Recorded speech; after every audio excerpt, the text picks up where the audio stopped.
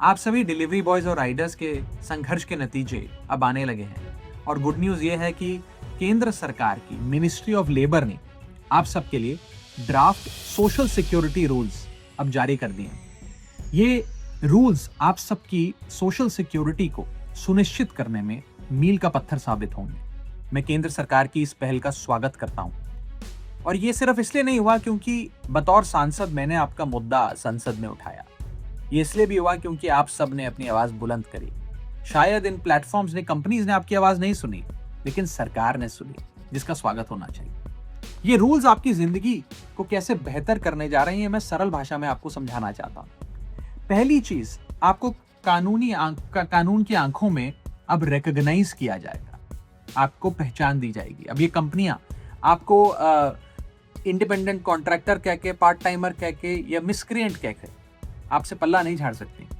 आपको बतौर वर्कर एक पहचान मिलेगी। दूसरी चीज, यदि आप किसी एक प्लेटफॉर्म के साथ साल में 90 दिन या एक से ज्यादा प्लेटफॉर्म्स के साथ साल में 120 दिन काम करते हैं, तो आप सोशल सिक्योरिटी के हकदार हो जाएंगे, एलिजिबल हो जाएंगे। तीसरी चीज जो होने जा रही है वो ये है कि आपका पंजीकरण होगा, रजिस्ट्रेशन होगा और सरकारी पोर्टल पर होगा, जिसके चलते आपको एक यूनिवर्सल अकाउंट नंबर मिलेगा और एक डिजिटल आईडी कार्ड मिलेगा। आपको एक सरकारी पहचान मिलेगी।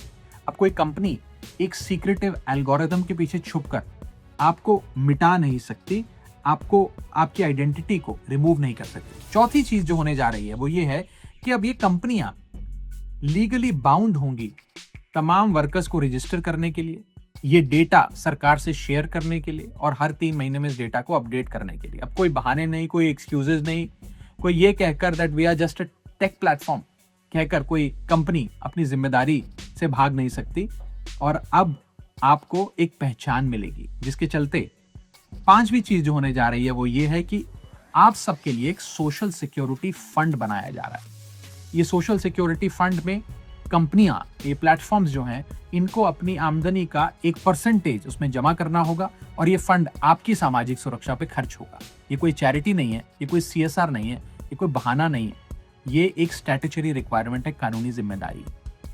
और छठी और आखिरी चीज जो होने जा रही है वो ये है कि आप सबके लिए एक नेशनल सोशल सिक्योरिटी बोर्ड बनने जा रहा है, जो आपके वेलफेयर के लिए, कल्याण के लिए स्कीम्स बनाएगा, आपकी परेशानियां सुनेगा और एक एक्सपर्ट कमेटी इन तमाम चीजों पर अध्ययन करेगी।